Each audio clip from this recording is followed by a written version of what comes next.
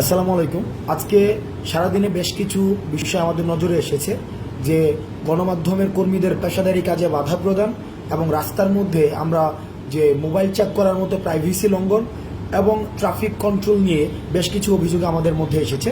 আমি প্রথমেই বলতে চাই যে আমরা নির্যাতকের পরিবর্তন চাইনি, আমরা নির্যাতনেরও পরিবর্তন চেয়েছি।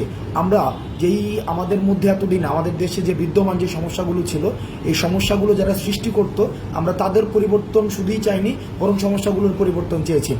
ছাত্রলীগ যেভাবে আমাদের ফোন চেক করে দেখেছিল যে আন্দোলন সংশ্লিষ্ট কোনো ছবি আছে কিনা, এবং তারা আমাদের শিক্ষার্থীদের উপরে নির্যাতন করেছে ফোন চেক করার মধ্য দিয়ে, এবং সেটি প্রাইভেসি লঙ্ঘন হয়েছে, আমরা তখন সেই বিষয়টির প্রতিবাদ জানিয়েছি।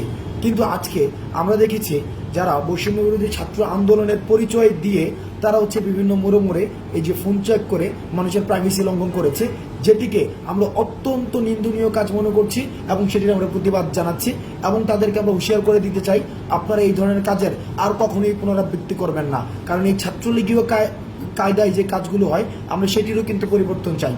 দ্বিতীয়ত, আমরা খবর পেয়েছি যে ধানমন্ডি 32-এ আমাদের গণমাধ্যম কর্মীদের অনেকেই তাদেরকে ছবি তুলতে বাধা দেওয়া হয়েছে, ভিডিও ফুটেজ নিতে বাধা দেওয়া হয়েছে। আমরা বিশ্বাস করি গণমাধ্যমের অবাধ স্বাধীনতা থাকা প্রয়োজন, এবং যারা মত প্রকাশ করতে চায় এবং যারা দ্বিমত প্রকাশ করতে চায়, উভয়ের স্বাধীনতা নিশ্চিত করা প্রয়োজন। সেই জায়গা থেকে আজকে যারা ধানমন্ডি 32-এ যারা গণমাধ্যম কর্মীদেরকে তাদের পেশাদারি কাজ করতে দেননি, তাদের এই কাজের আমরা নিন্দা জানাই। গণমাধ্যম স্বাধীনতা নিশ্চিত করার জন্য আমরা ফেসিস্ট গভর্নমেন্টের সময় আমরা যেটি দেখেছি যে গণমাধ্যমকে স্বাধীনভাবে কাজ করতে দেয়নি, সেই কাজের পুনরাবৃত্তি আমরা এখন আর চাই না। গণমাধ্যমের স্বাধীনতা উন্মুক্ত করা হোক। তৃতীয়ত, আমরা ট্রাফিক কন্ট্রোলের যে বিষয়টি, সেই বিষয়টি নিয়ে আমাদের কিছু বিষয় আমাদের কাছে পর্যালোচনা এসেছে যে ঢাকার বিভিন্ন প্রান্তে স্বতঃস্ফূর্তভাবে শিক্ষার্থীরা ট্রাফিক কন্ট্রোলের কাজ করছে, সেটি অবশ্যই ইতিবাচক। কিন্তু 2 কিলোমিটার একটা রাস্তায় যদি 5 থেকে 6 বার সেখানে ট্রাফিক চেক করা হয়, সেটি মানুষের বিরক্তির পর্যায়ে পড়ে।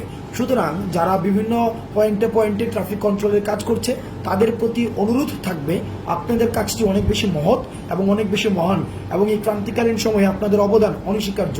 কিন্তু আপনারা নিশ্চিত করবেন আপনারা যাত্রীদের সাথে এবং ড্রাইভারদের সাথে এমন কোনো ব্যবহার করবেন না যাতে করে আমাদের বৈষম্য বিরোধী ছাত্র আন্দোলন বা আমাদের রাষ্ট্র সংস্কারের যে কাজটি শিক্ষার্থীরা স্বপ্রণোদিত হয়ে করছে, সেটিকে কোনোভাবে প্রশ্নবিদ্ধ করা যায়। আমরা আমাদের রাষ্ট্র সংস্কারের কাজ অব্যাহত থাকবে, এবং যতদিন না পর্যন্ত রাষ্ট্র সংস্কারের চূড়ান্ত প্রতিফলন আমরা সামনে দেখতে পাচ্ছি, ততদিন পর্যন্ত এই রাষ্ট্র সংস্কারের কাজ চলবে। আপনারা ভালো থাকবেন। সালামু আলাইকুম।